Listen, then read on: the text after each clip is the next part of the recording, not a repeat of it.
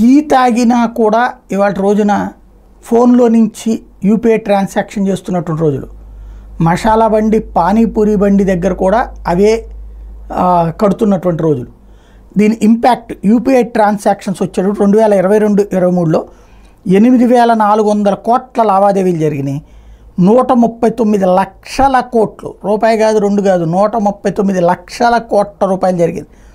23-24లో 13,100 కోట్ల యూపీఐ లావాదేవీలు జరిగితే 199.89 లక్షల కోట్ల రూపాయలు రొటేషన్ జరిగింది.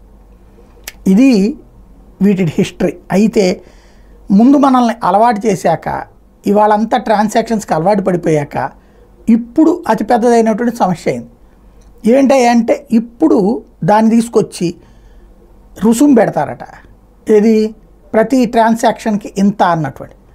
దీని మీద ప్రజాభిప్రాయం ఏదైతే యూనిఫైడ్ పేమెంట్స్ ఇంటర్ఫేస్ దగ్గర పద్ధతినే క్యూఆర్ కోడ్ స్కానింగ్ లేదా మొబైల్ నెంబర్ వినియోగించి ఎట్లాంటి రుసుము లేకుండా ఒకరి నుంచి మరొకరికి డబ్బులు సులభంగా వేగంగా పంపించుకుంటున్న నేపథ్యంలో చిల్లర సమస్య గణనీయంగా తగ్గడం ఒక ఎత్తు అయితే, యూపీఐ లావాదేవీల మీద రుసుము విధిస్తారన్నటువంటి ఊహాగానాలు రేగుతున్న దశలో జూలై 15 సెప్టెంబర్ 20 మధ్య ఆన్లైన్ పద్ధతిలో 308 జిల్లాల్లోని 42,000 మందిని నుంచి అభిప్రాయాలు సేకరించింది లోకల్ సర్కిల్స్.